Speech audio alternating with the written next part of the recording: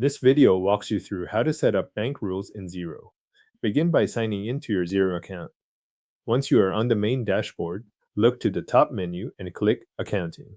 This opens the accounting area where your bank account tools and transaction settings are stored. From there, select Bank Accounts.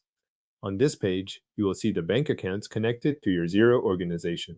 Make sure you are working in the correct organization and viewing the right bank account area before moving forward, since bank rules apply to transactions that come through these accounts. Next, click Manage Bank Rules.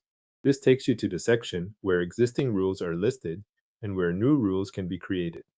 If you already have rules in place, you may see them here with their current settings. To add a new one, click Create Rule. Xero will ask you to choose the type of rule you want to create. Select the option that matches the kind of transaction you want this rule to handle. You can choose a spend money rule for outgoing transactions, a receive money rule for incoming transactions, or a transfer money rule for money moving between accounts.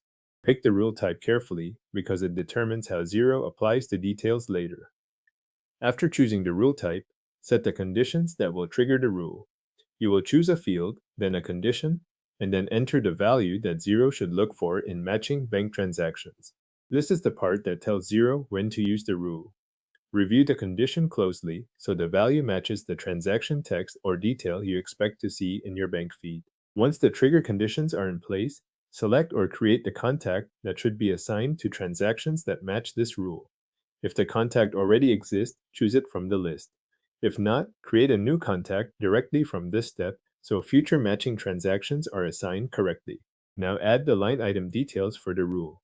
Enter the description that should appear, then select the account the transaction should post to. After that, choose the tax rate that applies. You will also need to enter how the amount should be allocated, either as a fixed amount or as a percentage. Check each field as you go, especially the account and tax rate, since those details affect how the transaction is recorded. When all of the details are entered, review the full bank rule, confirm that the rule type, trigger conditions, contact, description, account, tax rate, and allocation all reflect the transactions you want to automate. If everything looks correct, click Save to activate the rule. Your bank rule is now saved and ready to apply to matching transactions in Xero.